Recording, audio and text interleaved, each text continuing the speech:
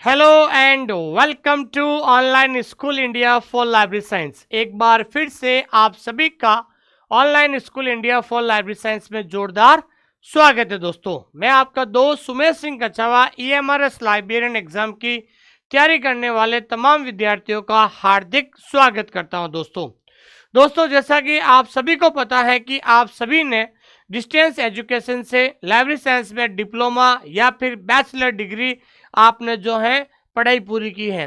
तो आपको पता है कि आप सभी लोगों ने इस डिग्री और डिप्लोमा करने का एक ही उद्देश्य है कि अब आपको लाइब्रेरियन बनना है। जैसा कि आप सभी भी जानते हैं कि बहुत जल्द ईएमआरएस लाइब्रेरियन की वैकेंसी आने वाली है। तो आप में से 90% वो विद्यार्थी है जिन्होंने डिस्टेंस एजुकेशन से लाइब्रेरी साइंस में डिप्लोमा और बैचलर डिग्री किया है।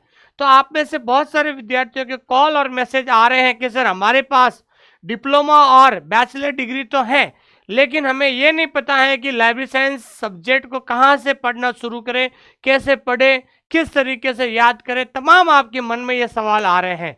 तो मैं आप लोगों के लिए स्पेशली लगातार 10 दिन ये बेसिक लाइब्रेरी साइंस की बेसिक कॉन्सेप्ट कैसे क्लियर करें, उसके लिए मैं स्पेशल लगातार 10 दिन क्लास लेकर आ रहा हूँ। इसकी हमने प्ले लिस्ट भी बना रखी है। एक बार प्ले लिस्ट से आप ये 10 क्लास ज़रूर देखें, जिससे आपके अंदर एक कॉन्फिडेंस आएगा और आपको लाइब्रेरी साइंस के प्रति एक प्रेम पैदा होगा और लाइब्रेरी साइंस को कैसे पढ़ा जाए वो आपको जानकारी मिलेगी। दोस्तों, आइए शुरुआत करते हैं। आज हमारा डे 2 और आपका बहुत बहुत धन्यवाद। आप लोगों ने हमारी पहली क्लास को बहुत ज़्यादा पसंद किया है, इसलिए हमने डे 2 आपके लिए लेकर आया है। और आज हम एक बहुत महत्वपूर्ण टॉपिक पढ़ने जा रहे हैं। दोस्तों, जो विद्यार्थी पहली बार इस क्लास को देख रहे हैं उनसे मैं कहना चाहता हूं कि आप सभी इस हमारा टेलीग्राम चैनल को ज्वाइन कीजिएगा। ये भारत का सबसे बड़ा टेलीग्राम चैनल है लाइब्रेरी साइंस का। इसकी जो पीडीएफ है, इसकी पीडीएफ आपको हमेशा इस टेलीग्राम चैनल पर मिल जाएगी इस क्लास के बाद। और जो विद्यार्थी ईएमआरएस एग्जाम की तैयारी करना चाहते हैं, आप ऐप जरूर डाउनलोड करें।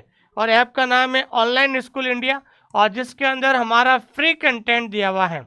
एक बार फ्री कंटेंट जरूर पढ़ें और अधिक जानकारी के लिए दिए गए नंबर पे आप कभी भी कॉल या मैसेज कर सकते हैं। दोस्तों, आज का जो टॉपिक है वो टॉपिक है लाइब्रेरी क्लासिफिकेशन स्कीम। ठीक है दोस्तों, आज हम एक ऐसा टॉपिक पढ़ने जा रहे हैं जिसका नाम है लाइब्रेरी क्लासिफिकेशन स्कीम। क्या नाम है दोस्तों? लाइब्रेरी क्लासिफिकेशन स्कीम्स, जिसको हिंदी में कहते हैं पुस्तकालय वर्गीकरण पद्धतियां। पुस्तकालय वर्गीकरण पद्धतियां। देखिए दोस्तों, डे 1 में हमने डॉक्टर एस.आर. रंगनाथन के बारे में पढ़ा था। आज हमारा डे 2 है। डे 2 के अंदर हम एक ऐसा टॉपिक पढ़ने जा रहे हैं जिसके बारे में 90% विद्यार्थियों को पता ही नहीं है कि ये लाइब्रेरी क्लासिफिकेशन स्कीम क्या होती है। लेकिन इस क्लास को शुरू करने से पहले मैं आपसे यही कहना चाहता हूं कि आप भी पेन और रजिस्टर ले लीजिए।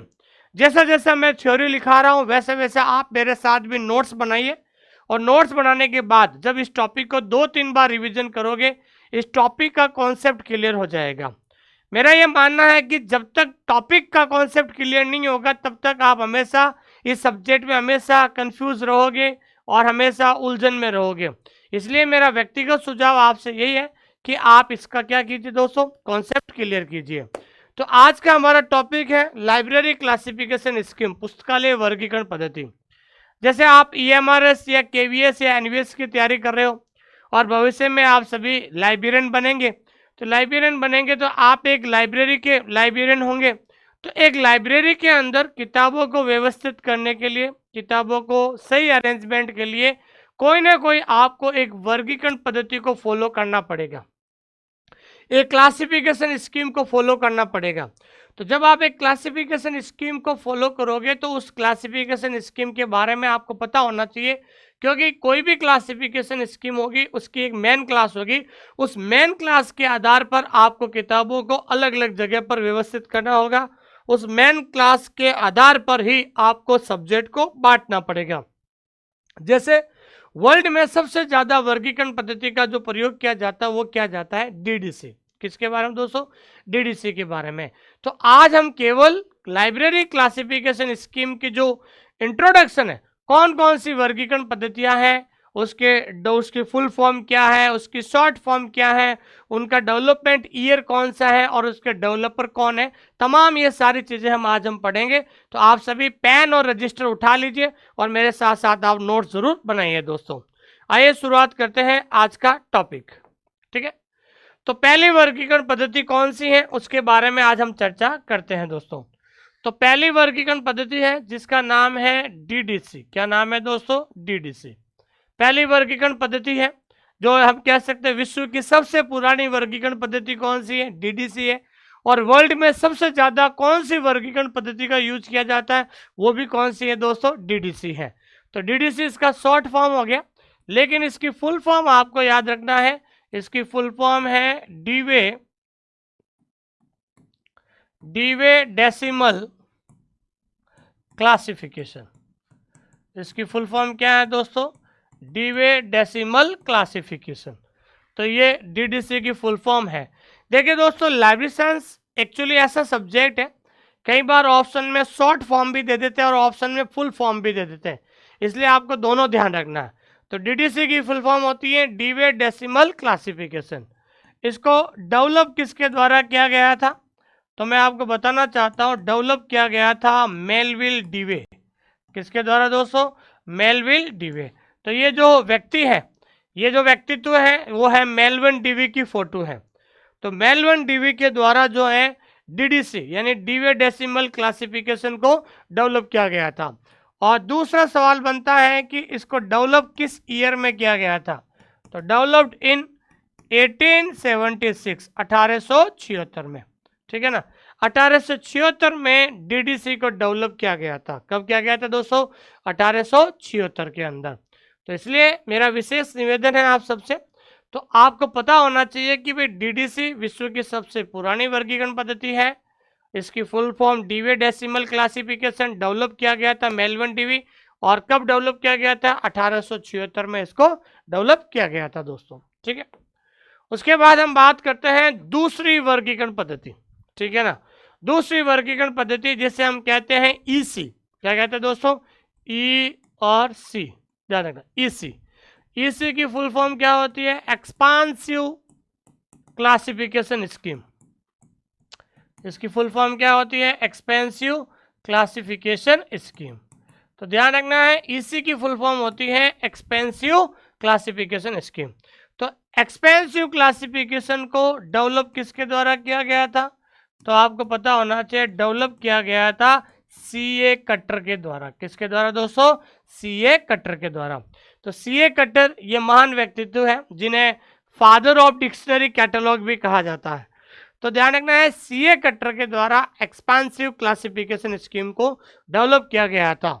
और अगला सवाल बनता है कि इसको डेवलप कब किया गया था?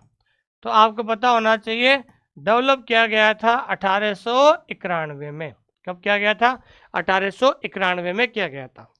आज हम पूरे वर्ल्ड में 10, आपके सिलेबस में 10 वर्गीकरण पद्धतियां हैं। आज हम केवल 10 वर्गीकरण पद्धतियों का इंट्रोडक्शन पढ़ रहे हैं। फिर उसके बाद हम एक एक वर्गीकरण पद्धति को बहुत ज़्यादा डिटेल से पढ़ने वाले हैं, बहुत ज़्यादा डीपली पढ़ने वाले, ताकि आपको किसी प्रकार की कोई प्रॉब्लम ना हो। क्योंकि आप क्लासिफिकेशन स्कीम पढ़ रहे हैं, लेकिन अगर आपको पता ही नहीं है कि क्लासिफिकेशन स्कीम आपके सिलेबस में कौन कौन सी होती है, ठीक है ना, तो इसलिए जो विद्यार्थी नए हैं और पहली बार तैयारी कर रहे हैं, तो उसके लिए मैं आपसे विशेष रिक्वेस्ट कर रहा हूँ कि मेरी जो लगातार 10 क्लास आएगी, डे 1, डे 2, डे 3, डे 4 से लगाकर जो है डे 10, आप 10 क्लास को अच्छी तरीके से मेरे हिसाब से मेरे गाइडेंस में आप नोट्स बनाकर पढ़ लीजिए। आपको लाइब्रेरी साइंस पढ़ना पता चल जाएगा किस तरीके से सवाल आते हैं और कैसे पढ़ना होता है दोस्तों। उसके बाद हम बात करते हैं तीसरी वर्गीकरण पद्धति जिसका नाम है एलसीसी। क्या नाम है दोस्तों? एलसीसी। एलसीसी की फुल फॉर्म होती है library of Congress, library of Congress classification, library of Congress classification. ठीक है, तो एलसीसी की फुल फॉर्म होती है लाइब्रेरी ऑफ कांग्रेस क्लासिफिकेशन। अब ध्यान रखना है, इसको डेवलप किया गया था तो आपको पता होना चाहिए इसको डेवलप किया गया था लाइब्रेरी ऑफ कांग्रेस के द्वारा। किसके द्वारा दोस्तों? Library of Congress. तो आपको पता है कि ये फोटो किसकी है? ये लाइब्रेरी ऑफ कांग्रेस की फोटो है। और लाइब्रेरी ऑफ कांग्रेस क्या है पता है? ये ध्यान रखना है, नेशनल लाइब्रेरी ऑफ यूएसए। ठीक है ना? तो अमेरिका की राष्ट्रीय पुस्तकालय का नाम है लाइब्रेरी ऑफ कांग्रेस। तो अमेरिका की राष्ट्रीय पुस्तकालय लाइब्रेरी ऑफ कांग्रेस के द्वारा library of Congress classification scheme को डेवलप की गई थी। और किसके द्वारा डेवलप की, नहीं, कब डेवलप की गई थी? तो आपको ध्यान रखना है 1904 में। कब डेवलप किया गया था दोस्तों? 1904 में लाइब्रेरी ऑफ कांग्रेस क्लासिफिकेशन को 1904 में डेवलप किया गया था।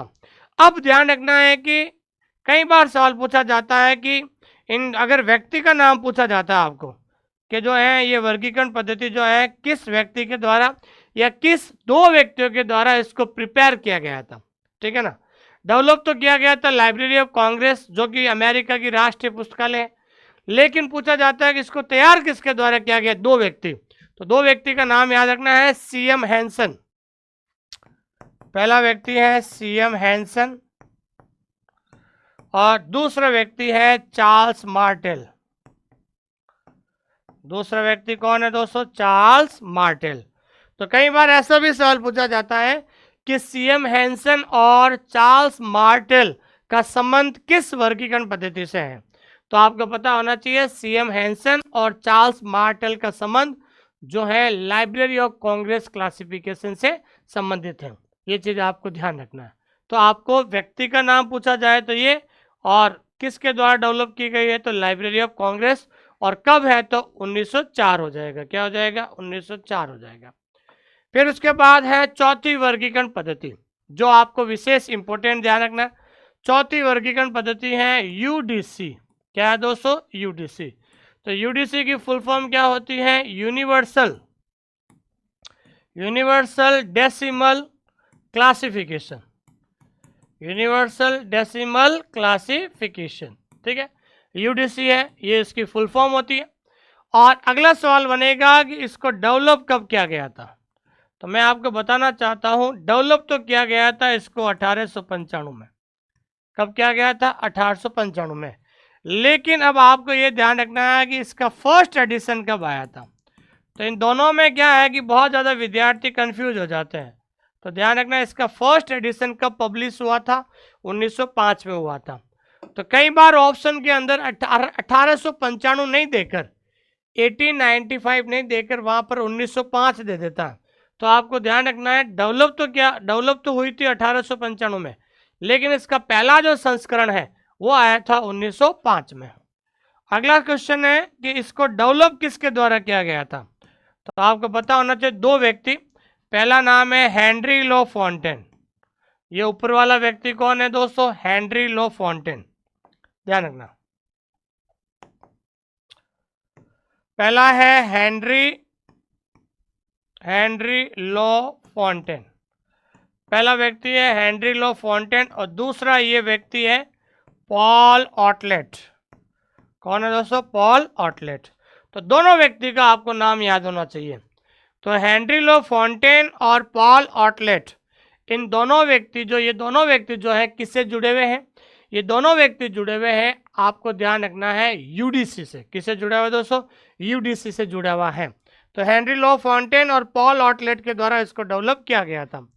और अगर मान लो किसी ऑर्गेनाइजेशन का नाम आ जाए कि किसके द्वारा डेवलप किया गया, तो ऑर्गेनाइजेशन में आपको ये याद रखना है फिड। क्या ध्यान रखना है? फिड।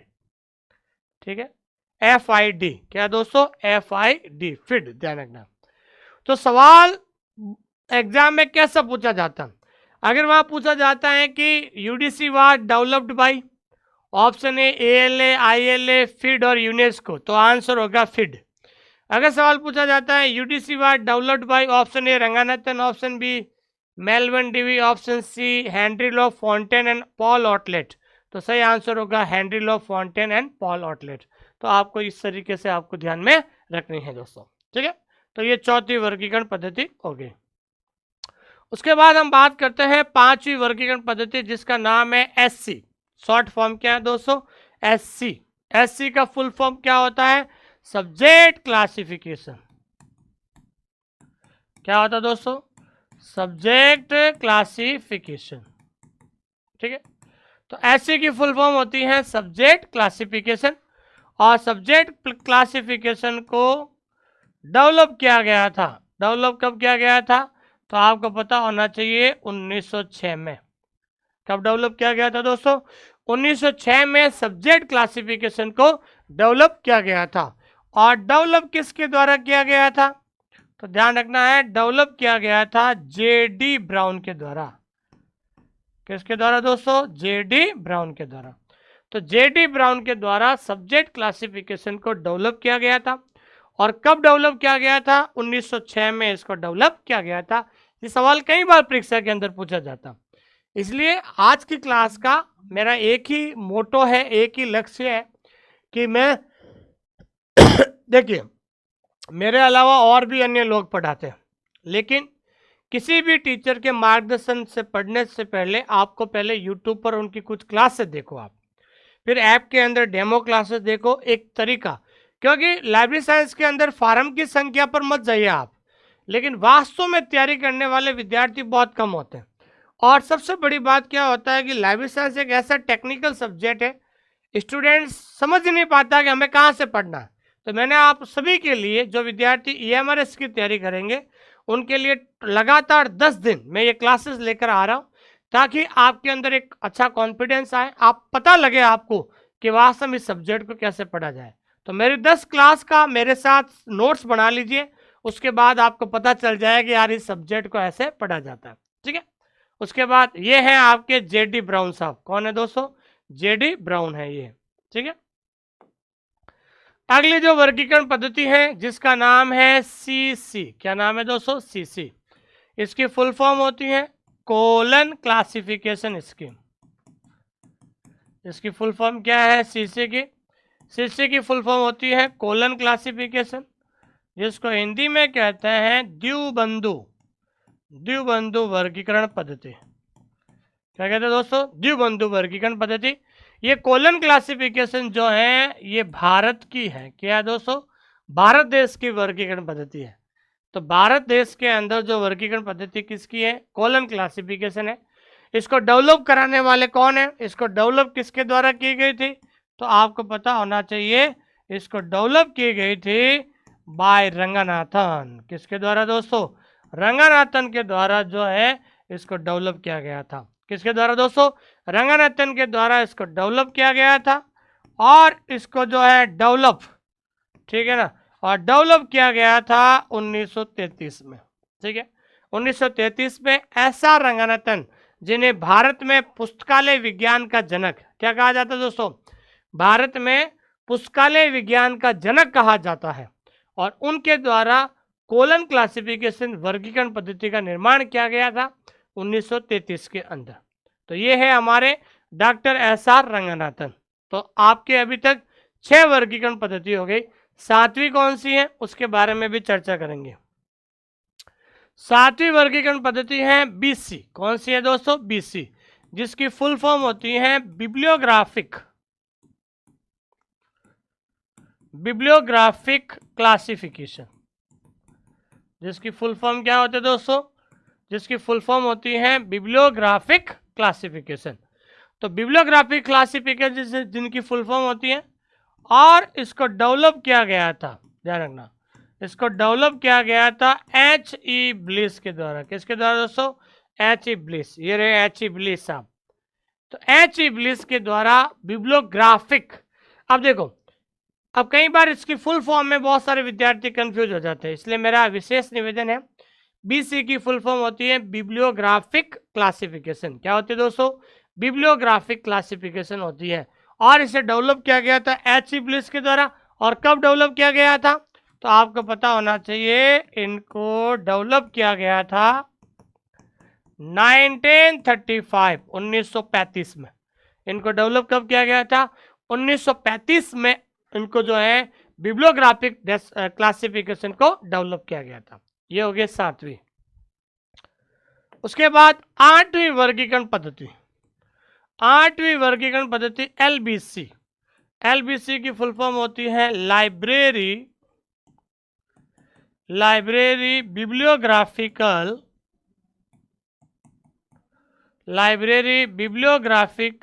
क्लासिफिकेशन। Library bibliographical classification. तो लाइब्रेरी बिब्लियोग्राफिकल क्लासिफिकेशन जो है ये किसकी है दोस्तों?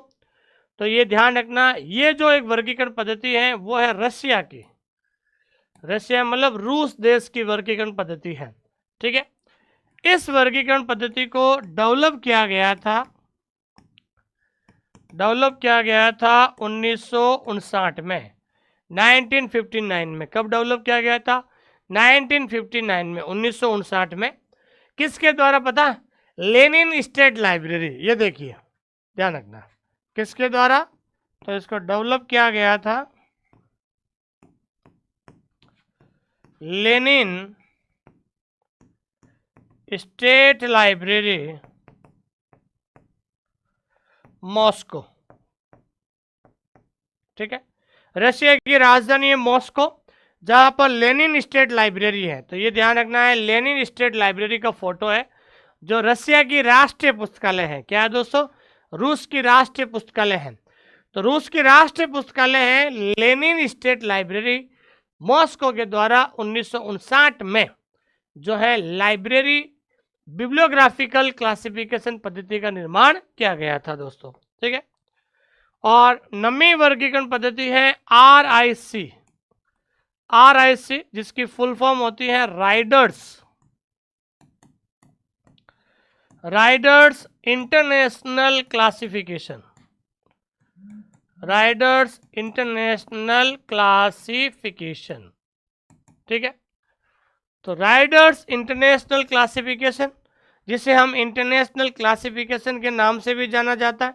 ठीक है, इसको डेवलप किया गया था, ध्यान रखना, इनको डेवलप किया गया था 1961 में। कब डेवलप किया गया था? 1961 में इसको डेवलप किया गया था। और डेवलप किसके द्वारा किया गया था? तो ध्यान रखना है एफ राइडर के द्वारा। किसके द्वारा दोस्तों? याद रखना है, एफ राइडर। तो ये ध्यान रखना, जिनकी फोटो आप देख रहे हो ये एफ राइडर साहब है, जिनके द्वारा ये वर्गीकरण पद्धति आई थी, एफ राइडर। ठीक है, तो एफ राइडर के द्वारा जो है RIC राइडर इंटरनेशनल क्लासिफिकेशन 1961 में डेवलप किया गया था। एफ राइडर के द्वारा डेवलप किया गया था दोस्तों, ये चीज आपको ध्यान में रखनी है। ठीक है, उसके बाद बात करते हैं लास्ट 10वीं वर्गीकरण पद्धति, जिसका नाम है BSO। क्या नाम है दोस्तों? BSO। ठीक है, BSO वर्गीकरण पद्धति। तो BSO वर्गीकरण पद्धति की फुल फॉर्म क्या होती है? Broad system of ordering. ठीक है, इसकी फुल फॉर्म क्या होती है दोस्तों? Broad system of ordering. BSO जो एक वर्गीकरण पद्धति है, इसकी फुल फॉर्म होती है ब्रॉड सिस्टम ऑफ ऑर्डरिंग। तो ब्रॉड सिस्टम ऑफ ऑर्डरिंग को डेवलप किया गया था, ध्यान दीजिए, डेवलप किया गया था 1978 में। कब किया गया था? 1978 में। और इसको डेवलप किया गया था, डेवलप किसके द्वारा? FID, FID and UNESCO. ठीक है ना, FID और यूनेस्को के द्वारा जो है BSO which is a classification scheme. तो FID और यूनेस्को के द्वारा जो है BSO classification broad system of ordering. तो आपको ध्यान रखना, कई बार परीक्षा के अंदर इसकी फुल फॉर्म भी पूछी जाती है। तो फुल फॉर्म में सिस्टम और सब्जेक्ट को लेकर बहुत ज़्यादा विद्यार्थी कंफ्यूज हो जाता है कि सिस्टम का रैंक सब्जेक्ट करेगा, लेकिन इसकी फुल फॉर्म में आपको ध्यान रखना है क्या होगा? ब्रॉड सिस्टम होगा। क्या होगा दोस्तों? ब्रॉड सिस्टम होगा। ये चीज़ आपको ध्यान में रखनी है दोस्तों। ठीक है दोस्तों, तो इस तरीके से आपको ध्यान। अब इसके इस वर्गीकरण पद्धति को तैयार किसके द्वारा किया गया था? तो कई बार सवाल परीक्षा के अंदर पूछा जाता है। इस वर्गीकरण पद्धति को तैयार किया गया था, तो दो व्यक्ति ध्यान रखना है, जिसका नाम है, एक तो जे कोट्स और G.A. लॉयड। क्या नाम है दोस्तों? जे कोट्स एंड G.A. लॉयड। क्या नाम है दोस्तों? जे कोट्स एंड G.A. लॉयड। तो इनके द्वारा जो है इस वर्गीकरण पद्धति को तैयार किया गया था। ठीक है दोस्तों, तो ये 10 वर्गीकरण पद्धति है जिनके बारे में आपको जानना जरूरी था। फिर उसके बाद आपके वर्गीकरण पद्धति सिलेबस में किस वर्गीकरण पद्धति को डिटेल से पढ़ना है, तो वो आपको अब अलग अलग वर्गीकरण पद्धति को हम डिटेल से पढ़ेंगे तो और ज़्यादा हमारा जो है चैप्टर क्लियर होगा। तो आप सभी से मेरे विशेष निवेदन है कि आप जो है अपने रजिस्टर में ये 10 वर्गीकरण पद्धति का जो मैंने इंट्रोडक्शन लिखाया है ये जरूर लिखें। ये जो आज जो मैंने टॉपिक पढ़ा है, एक सवाल आपका परीक्षा में कोई भी कंपटीशन उठा के देख लो, कोई भी प्रीवियस ईयर का कंपटीशन पेपर उठा के देख लो, वहां से आपको एक सवाल जरूर मिलेगा दोस्तों। ठीक है दोस्तों, तो ये आज हमारे डे टू क्लास हुई थी। ठीक है, उससे पहले मैं आपको बताना चाहता हूं कि हमारा एक टैगलाइन है कि जब तक लिखोगे नहीं तब तक सीखोगे नहीं। दोस्तों, लाइब्रेरी साइंस एक टेक्निकल सब्जेक्ट है। मेरा ये विश्वास मानना है कि अगर एक बार आप प्रॉपर तरीके से नोट्स बना लेते हो तो आपको रिवीजन करना आसान हो जाएगा और एमसीक्यू सॉल्व आसान हो जाएगा। इसलिए मेरा विशेष निवेदन है कि इसलिए हम आप लोगों को 2 बार कोर्स पढ़ाते हैं। जब भी आप ऐप के अंदर एप्लीकेशन के अंदर जाओगे तो हर एक टॉपिक का वीडियो है, वीडियो के नीचे पीडीएफ है और पीडीएफ के नीचे क्या दिया हुआ है दोस्तों? टेस्ट दिया हुआ है। क्या दिया हुआ है दोस्तों? टेस्ट दिया हुआ है। ठीक है ना, वीडियो के नीचे पीडीएफ है और पीडीएफ के नीचे क्या दिया हुआ है दोस्तों? टेस्ट दिया हुआ है। तो पहले पीडीएफ से आपको क्या बनाना है दोस्तों? नोट्स बनाना है। नोट्स बनाना, उसके बाद वीडियो देखना, उसके बाद टेस्ट देना, तो लगभग टॉपिक आपका क्लियर हो जाएगा। ये हमारा रिकॉर्डेड क्लासेस है, क्योंकि रिकॉर्डेड के अंदर हम क्या करते हैं कि हमारा बायलिंगुअल पढ़ाते हैं। ठीक है ना, क्योंकि रिकॉर्डेड क्लासेस है जहाँ पर हम आपको बायलिंगुअल कंटेंट प्रोवाइड करवाते हैं, जबकि इधर हमारा क्या है? लाइव एमसीक्यू बैच चलता है। ठीक है ना, वो क्या चलता है दोस्तों? Live MCQ batch. जब एक बार आपका सिलेबस पूरा हो जाता, मैं बार बार सिलेबस पूरा करने के लिए क्यों जोर देता हूँ? क्योंकि लाइब्रेरी साइंस के अंदर असफल होने का सबसे बड़ा कारण होता है कि स्टूडेंट का एग्जाम तक सिलेबस ही पूरा नहीं होता है। इसलिए मैं चाहता हूँ कि एक बार नोट्स बना के सिलेबस पूरा कर लो, ताकि उसके बाद लाइव एमसीक्यू बैच से आप क्या कर सकते हो? प्रॉपर रिविजन कर सकते हो और प्रत्येक टॉपिक का आप क्या कर सकते हो? Live MCQ. फिर उसके बाद हमारा जो टेस्ट होता है, ठीक है, टेस्ट में हम पहले टॉपिक वाइज हो जाएगा, फिर उसके बाद आपको पार्ट वाइज, और फिर उसके बाद आपका मेगा टेस्ट। क्या है दोस्तों? मेगा टेस्ट, ध्यान रखना। ठीक है, और हमने जब पहली बार 2023 के अंदर EMRS वैकेंसी आई थी तो हमारे यहाँ से 100+ विद्यार्थियों का सिलेक्शन हुआ। कितने हुआ था? 100+ विद्यार्थियों का हमारे यहाँ से सिलेक्शन हुआ है। ये हमारे लिए बहुत अचीवमेंट की बात है। पूरे भारत से विद्यार्थी हमारे यहाँ से पढ़ रहे थे और 100+ विद्यार्थियों का सिलेक्शन हुआ था।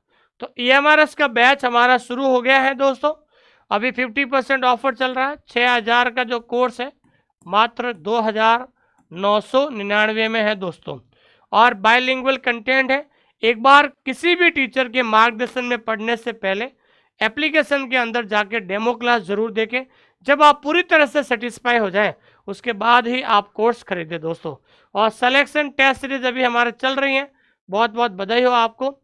और जो विद्यार्थी, मैं विशेष कह रहा हूं आपको, जिनको EMRS के PY क्वेश्चन चाहिए, पुराने पेपर PY क्वेश्चन अगर आपको चाहिए EMRS के, तो ये मेरे 3 किताबें आती हैं। और 3 किताबों की सबसे बड़ी बात, अच्छी बात क्या है? ये तीनों किताबें क्या है दोस्तों? बायलिंगुअल है। कहा दोस्तों? बायलिंगुअल, हिंदी और इंग्लिश दोनों भाषाओं में, और आंसर हमने नीचे दे रखा है। और दूसरी बात है कि इस ऐप को अगर आपको ऑल इंडिया, अगर आप पूरे भारत में कहीं भी बैठे हो, अगर ऑल इंडिया अगर इस किताब को मंगाना है तो आप एक ऐप डाउनलोड कीजिए, माई बुक पिकअप। ठीक है, तो माई बुक पिकअप ऐप को डाउनलोड कीजिए और अधिक जानकारी के लिए दिए गए नंबर पे आप कॉल कीजिए 8949992361। इस नंबर पे आप कभी भी कॉल या मैसेज कर सकते हैं दोस्तों। ठीक है दोस्तों, थैंक यू वेरी मच। बहुत बहुत धन्यवाद आप सभी लोगों का कि आपने मुझे इतना प्रेम और स्नेह दिया है। मेरा आप सभी से मेरा विशेष निवेदन है कि प्लीज़ जो विद्यार्थी नए हैं और जिनको लाइब्रेरी साइंस सीखनी है, कैसे पढ़ना, कैसे क्वेश्चन आते हैं, तो ये मेरी 10 क्लास जिसकी प्लेलिस्ट हमने बना दी है, तो 10 क्लास ज़रूर अटेंड करें और अपने नोट्स बनाएं अपने कॉपी के अंदर।